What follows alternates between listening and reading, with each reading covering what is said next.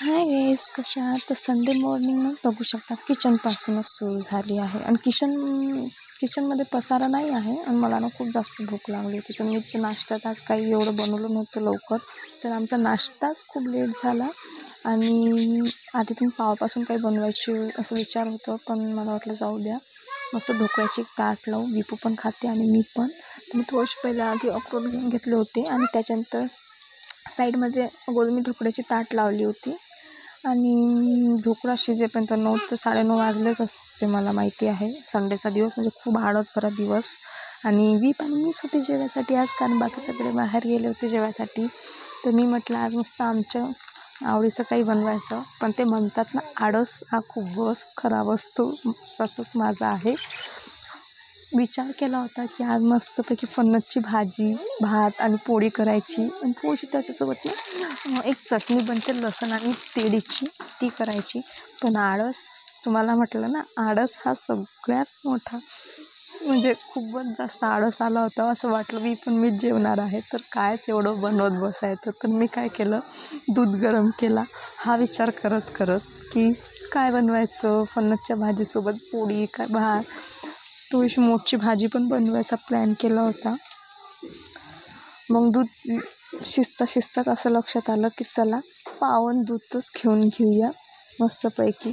पण ते एवढे मेनू डिसाईड केले, पण एकही याच्यातला खरा नव्हता. खरा माहिती आहे काय होता, बघू शकता मोठ पण काढली दाखवायसाठी की मोड बनवते.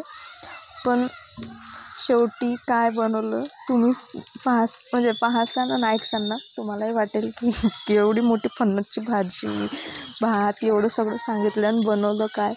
तर सगळ्यात आधी आपण नाश्ता करून घेऊया. नाश्त्यामध्ये ढोकळा होता सिंपल पनीरचा, आणि ढोकळा पण शिजत नव्हता लवकर, भूक लागत होती ना. ढोकळाही एकदम दगडसारखा झाला, शिजायचं नावच नाही. मग ढोकळा बिकळा सगळा शिजला, नाश्ता केला आम्ही. आणि आज मीच होते जेवायची, तर तीच गोष्ट, मस्तपैकी खिचडीचा कुकर लावला फिक्का. सगळे भांडे आधी मी घासून घेतले, आणि रॅकने एवढी कम्फर्टेबल आहे भांडे घासले धुवासाठी, कायच सांगायचं. सगळे भांडे, चम्मच, ग्लास सगळं स्टेप बाय स्टेप राहतात, एवढ्या कमी जागेत ॲडजस्टमेंट होते. आणि हे लसूण जे छिलणं चालू आहे ना, हा लसूण कशासाठी नाही, फणसच्या भाजीसाठीच छिलणं चालू होतं.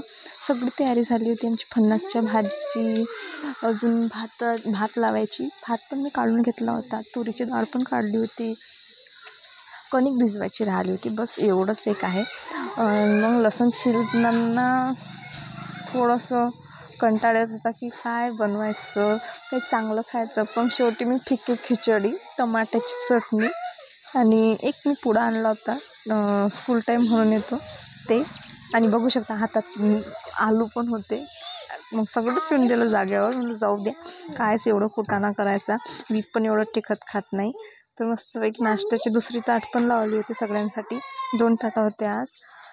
आणि बघू शकता बाहेर ना कोणीतरी आलं होतं, पण ते दिसत नाही इथून, म्हणून मी बाहेर जाऊन पाहिलं. विपूला ती पाहत होती, पण ती तर काहीच सांगत नाही. ती बस झालं. मग काय करायचं, कैची घेऊन आपले चालले कामं सकाळचे, आणि काहीच नाही, एवढं कंटाळा येत होतं ना. मग मी म्हटलं चला थोडंसं किचनमध्ये क्लीनच करायचं, रविवार पण आहे. मग एक वेळा गणपतीच्या कामाला सुरुवात झाली ना, तर काहीच होत नाही काम, सगळी क्लिनिंग राहू जाते. आणि बघू शकता दुसरी ढोकळ्याची ताट पण काढली, हे सगळ्यांना मग व्यवस्थित दिलं. आणि विचार होता की थोडासा ढोकळा उरला ना तर दुपारसाठी पण ठेवणार, कारण मला माहिती आहे खिचडी तर बनवणार मी, पण मला धकणार नाही. तर मस्तपैकी ढोकळा कापला. आणि हा ना तेल खूप सिम्पल असतो, असं काही नसतं याच्यात. आपलं हळद, मीठ, तिखट आणि जिरा आणि मोहरीच असते. आणि हा तेल ना थोडा जळू द्यायचा, आणि थोडासा चटणी जळली ना तर अजून एक टेस्ट येते. आणि हे मी म्हटलं ना दुपारसाठी, मग मी दुपारसाठी ठेवलं. आणि त्याच्यानंतर बाकीचे सगळे कामं केले, कारण आज खूप जास्त काम होते. पूर्ण डीप क्लिनिंग होती, ड्रेसिंग पण पूर्ण क्लीन करायचं होतं. बरं आधी किचन क्लीन केली का मग बाकी सगळे काम होतात. तर असा होता आमचं मग आजचा दुपारचा डिनर. आणि तुम्हाला व्हिडिओ आवडली असेल तर नक्कीच लाईक करा.